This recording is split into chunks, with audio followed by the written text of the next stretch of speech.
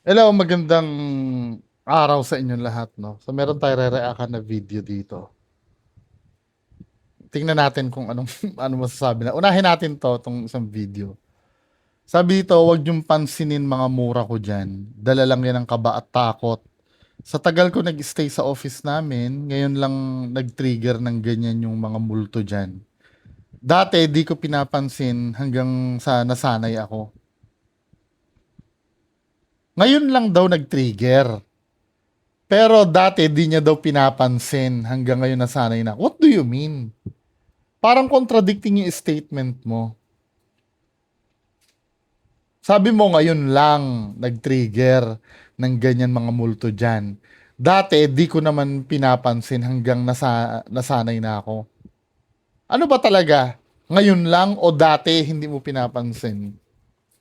Medyo fishy na agad yung ano, pero tingnan natin ha. Pero this time, kung kailan aalis na kami, last day na namin, this Tuesday, at lilipat na kami ng office, grabe talagang ah napapamura ako sa takot. Sa kaba at takot. FYI, yung button ng alarm namin is nasa loob ng roll up, nasa likod ng pinto. And last, di ko na kinaya, umuwi na ako. Bigat pakiramdam ko, kaya umuwi na talaga ako habang nasa biyahe ako. Doon ko na-realize na walang power yung outlet kung saan nakasaksak yung doorbell. Panoorin nyo na lang. So, tingnan natin.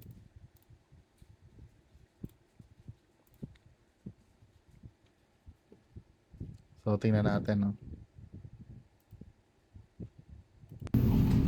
Tang ano yan, oh. Sarado yun, oh. Putang na may nagdo-doorbell ng putang ano. Oh. Tang anang yan. Gago ang putang na. Sarado yun, oh. Pukin na. Sino kayo nagdo-doorbell dyan na ano? Tang ina mo. Ito na po ako dito sa unang video, no? Hindi pa, parang alam niya na kung magdo-doorbell o hindi, eh. Sabi niya ganun dito, hindi pa naman nagdo-doorbell. Tang ano yan, oh. Oh, tingnan nyo, ha. Sarado yun, oh. Putang na may nagdo-doorbell ng putang. Diba? Tingnan nyo, sarado yan, ha, may magdo-door. Parang alam mo naman, eh. Well, pwede naman ang nangyayari, nangyayari na yung pagdo-doorbell sa kalagitnaan, nag-video ka, pwede naman yun. Pero kung halimbawa ay hindi pa siya nagdo-doorbell, alam mo nang magdo-doorbell siya, 'di ba? Medyo strike to ka na sa akin sa red flag. Pero tingnan pa rin natin, no? Sige, ulitin natin nga. Kasi alam niyang magano eh, alam niya magdo-doorbell eh. Tang ano yan, oh. Sarado yun, oh. Putang na may nagdo-doorbell ng putang ano. Oh. Tang anang yan. Gago ang putang na. Sarado yun, no? Pukin na. Sino kayo nagdo-doorbell dyan na ano? Every time na mention yung doorbell, ano eh, Tang ina mo. bigla magdo-doorbell eh. Next. Tang ina, hindi talaga ako tumitigil, ah. Tang ina. Kinalampag yung ano, kinalampag yung... Tang ina, hindi talaga ako tumitigil, ah.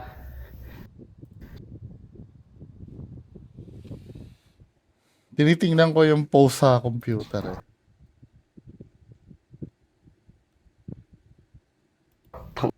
Ina. Kinalampag yung ano, kinalampag yung pinto. Putang ina. Putang ina naman to.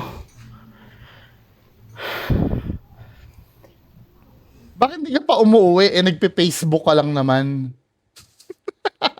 Mabait ako, ah. Hindi ako na, ano, ah, hindi ko kayo ginagalaw.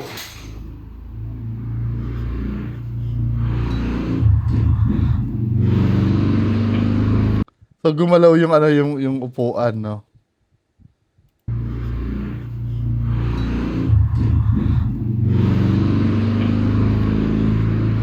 Tang inang yan.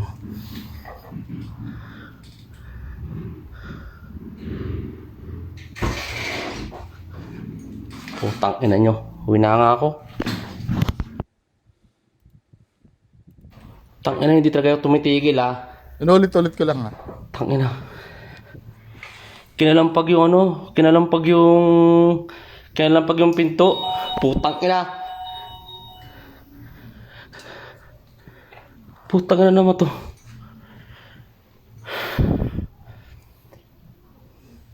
Mabait ako ha, hindi ako na ano ha, hindi ko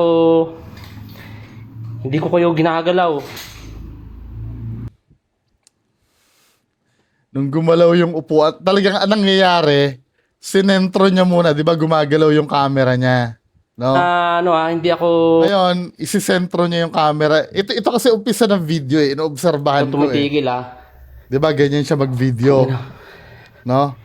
Kinalampag yung ano, kinalampag yung pinto. Diba? Putang ina. Ganyan siya mag-video. Now, nung time na napagagalawin na yung upuan, Putang ina naman to. yung video, tinan mo yung video ha, sinisentro niya na dito sa ano, sa Mabait ako ha, upuan. hindi ako na Sinisentro niya na sa upuan yung video. ano ha, hindi ako Ayan o, ito na yung target niya ngayon dahil ito na yung susunod na gagalaw eh. hindi ko kayo Diba? ginagalaw. Hindi niya na inaalis sa frame yung ano yung upuan. Oh. Tapos saka gumalaw yung upuan. Diba? O, next tayo. Patutunan ako ng Hillsong. Kasi sa totoo lang, obviously, wala ka ng trabaho dyan eh. Hindi ka pa umuwi eh. 'Di ba? Doon sa unang ano mo, doon sa unang video mo, nagfe-Facebook ka lang.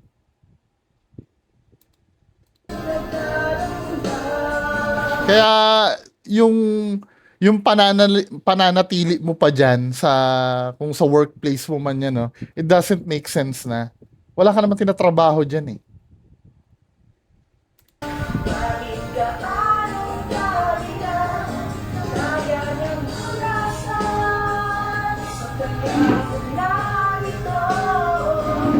Ina mo.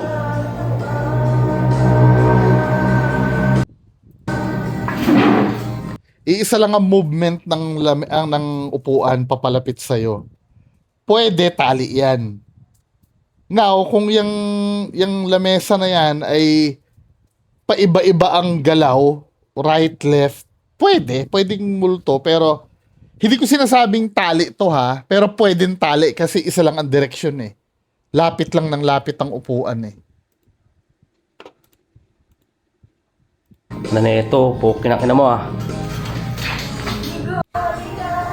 Kasi tinan mo yung movement ng upuan ha. Tama, nag-move siya, Ina mo. puro pa ganun. Na neto, pokin ang ina mo ah.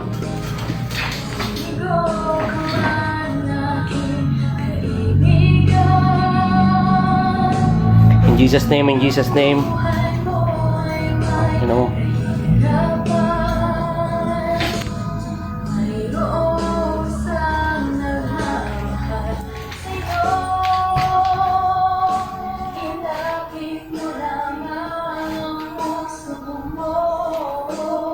Baka walang tali yan, no? Oh, ba't defensive ka? Ba't defensive ka? Ito yung problema. No? Okay na sana eh. Makukonvince sa pagtingin ko walang tali. Ba't mo sasabing walang tali yan ha? Hindi mo dapat sinasabi yung mga ganon. Kapag totoong ghost ano yan, hunting yan, hindi mo sinasabi dapat yung ganon para kasing iniisip mo na agad na may nagdududa na sa'yo. Dito ka mahuhuli, men. Okay na eh. Nung pagtingin ko, sabi ko, shit, wala palang tali. Pero yung sasabihin mo na, walang tali yan ha. Come on. Diba?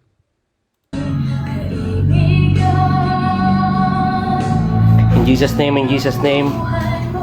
Pwedeng paggalawin yun. Ang nangyari ganito. Kumuha kayo ng tali, yung upuan, ipatong nyo lang yung tali. Huwag nyo itatali sa upuan ha. Ipatong nyo lang yung upuan sa tali. Paano ba yun? Let's say ito yung upuan ha. Ito yung tali. Ipapatong nyo lang ganon. Pag hinihila nyo yung tali dyan, gagalaw talaga yan. Hanggang sa pag hinila nyo na ng malakas, katulad nitong huling ano niya, kakawala na yung tali. Pag tiningnan mo doon sa video, wala nang tali. Demonstrate ko kung may tali ako dito eh. I hope nagigits yung ibig ko sabihin. Kasi nung huling galaw nitong upuan,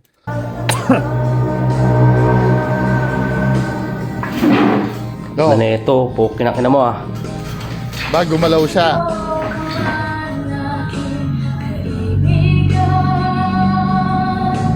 In Jesus name, in Jesus name. Tignan mo ha, yung movement niya, gumaganon-ganon yung camera. Ibig sabihin may inaano siya sa sa likod, may inaayos siya. Pagkatapos gumalaw, 'di ba? Ano na ito? Pukin ang ina mo ah. Pagkatapos gumalaw ng Ina mo. upuan, unang galaw, Ano na ito? Pukin ang tignan mo ha, yung galaw niya gumagalaw din yung camera eh. Parang hawak-hawak niya yung camera. Pag hinila niya yung tali, kasama siya. Tignan mo.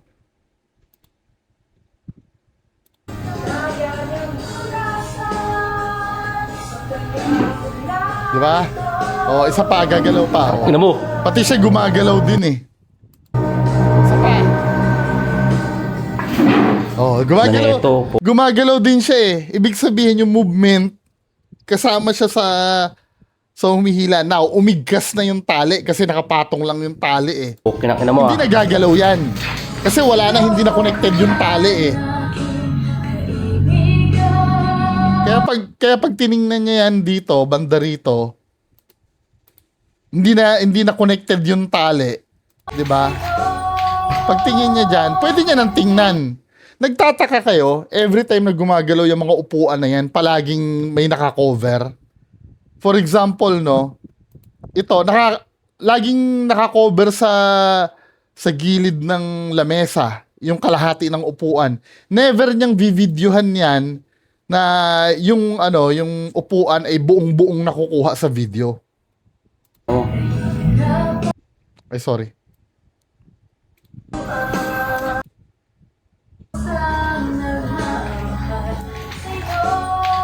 Deal breaker sa akin yung sinabi, oh, walang tali yan ha.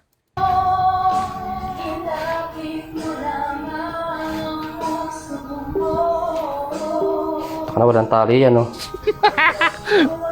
Sabi niya may tali. Defensive. O, edi ulitin mo uli. Paggalawin uli. 'Di ba? After kasi nung huling galaw niya, tamo ha. Tamo ha. Ang tagal ng tahimik niya eh. Ibig sabihin, nirorolyo niya na yung tali na umigkas dun sa upuan. Tingnan mo. Ayan na namang umandar. Ay, nako.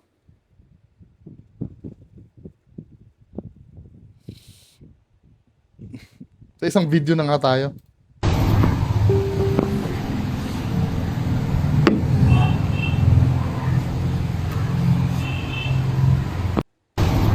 So ito, pinapakita niya lang yung boto ng doorbell na nandun nasa gilid, 'di ba? Pinapakita niya lang yung boto ng doorbell na nandun sa gilid.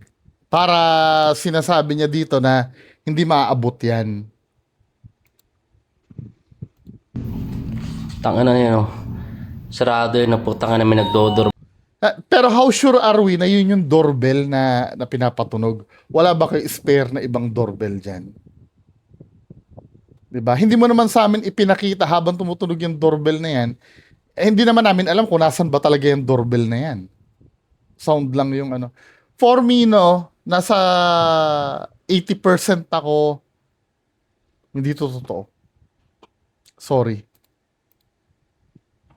Lalo na ito, deal breaker sa akin dito yung sinabi niya na na walang tali yan ha. Patutuloy ako ng Hillsong. Sobrang defensive na nun. The fact na ikaw ay minumulto na dyan, hindi mo na may isip yun eh.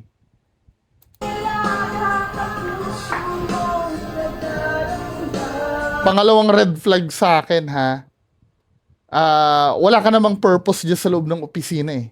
Hindi ka naman na nagtatrabaho dyan eh. Nagfi-Facebook ka na nga lang eh. Hindi ka pa umuwi.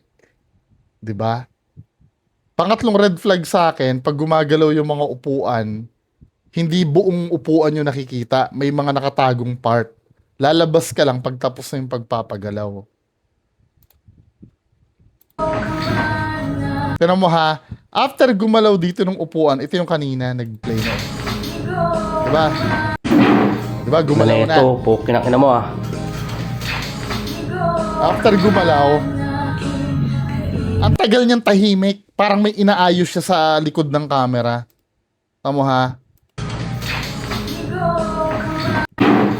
Ito, kinakina mo ah. 1001, 1002, 1003, 1004, 1005, 1006, In Jesus' name, in Jesus' name. Diba? 7 seconds kang walang ginawa. Na parang may ginagalaw ka doon sa likod ng camera. Hindi ako naniniwala, sorry. So dinami-dami na ng fake videos na naobserbahan ko na. Lahat na red flag ng pamimeke andyan na. O, next. Ito, ako naniniwala naman ako na tunay ito pero hindi siya paranormal. Play natin to.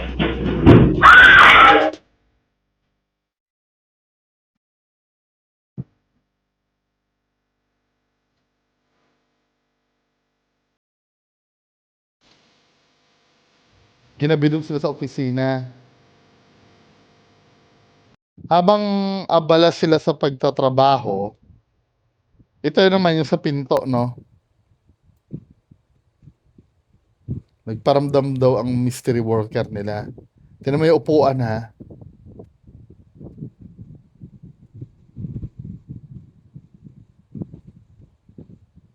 Ano yon? May mga upuan kasi, nangyari na ito sa upuan ko before eh. Bago masira yung ginagamit ko sa taas. May hydraulic yun eh. Minsan kasi, pag upo ko doon, may stuck siya ng nakagal. Sira na kasi yung hydraulic press niyan eh.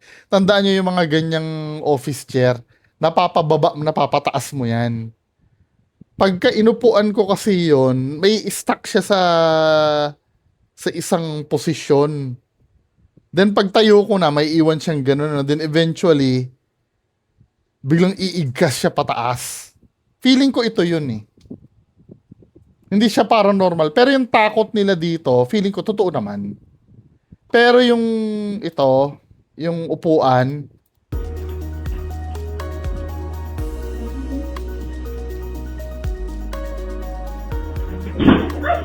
umigkas yung upuan eh. Gumanon siya eh. Hydraulic yun. May problem yan. Lagyan nila ng langis yan. Siguro, pag kada uupo yan, may friction na yung kanyang parang shock absorber sa ilalim. Kaya nai-stuck siya doon. Then, pagka nai-stress na, iigkas uli pataas. Nangyari na yan doon sa upuan ko sa taas. Hindi ito paranormal. Yan o. Kahit nga yung yung lamesa nga din eh, tinamaan eh. Umakyat din eh. Kasi nga nabunggo siya doon, umigkas yung hydraulic niya. Tamo. O di ba? Pati yung lamesa apektado kasi yung armrest tumama doon sa lamesa nung umigkas siya pataas. Hindi siya paranormal. Pero yung takot nila, totoo.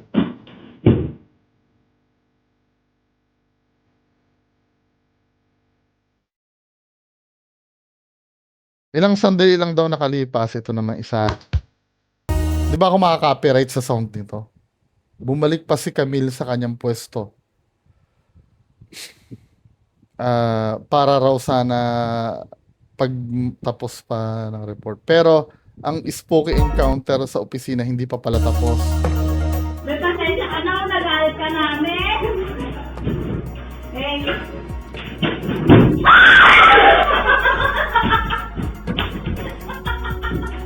Ang gabi! Namalikmata lang daw pala kasi siya sa takot. Kasi punong-puno ka na nga ng takot yan eh. Siyempre, kung ano nang pumapasok sa isip mo niyan dahil naniniwala kayo na ah, may kababalaghan dun pero wala, 'di ba? Para maintindihan nyo, no? Tingnan natin yung itsura ng hydraulic chair. Sa mga hindi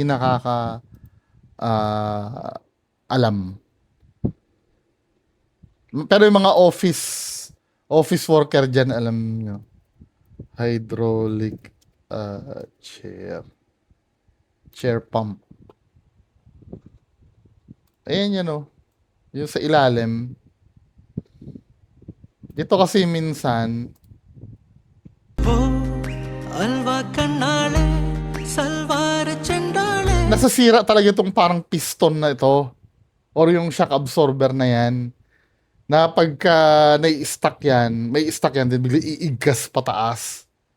Pag wala na yung pressure. Maaaring yung sa kanila kulang ang langis.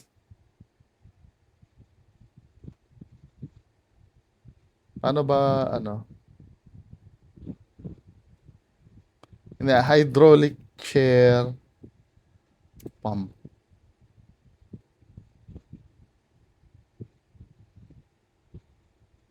Paano ba mapapakita dito?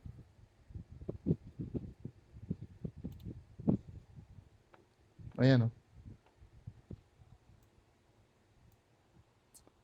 Para lang maintindihan nyo lang at least yung sistema. तो आपकी चेयर की हाइट ऊपर नीचे नहीं हो रही, चेयर फेंकने का मन कर रहा है? रुको रुको रुको, ये वीडियो देख लो। Sorry, Indian yung nakita ko, ah. Yan kasi, yan parang may piston yan dyan. Lalagyan mo ng langis yan para hindi siya nai-stuck sa baba lang. 'Di ba? Yan oh. Yan yung sinasabi ko na bababa yan, tapos pag na-stuck siya doon sa baba, kasi may time na pag sobrang luma na yan, pag inupuan mo, magsisink ng konti yan eh. Then due to friction, may stuck siya doon. Pag umalis ka sa upuan, mawawala yung pressure na umuupo sa kanya, bigla iigas siya pataas. 'Di ba? Sana pala hindi ko na tinapon yung lumang game chair ko. Ganyan din kasi issue nun. Para naintindihan nyo sana. Anyway, yan lang po yung pag-uusapan natin ngayong gabi. Magandang gabi sa inyo lahat. Bye-bye.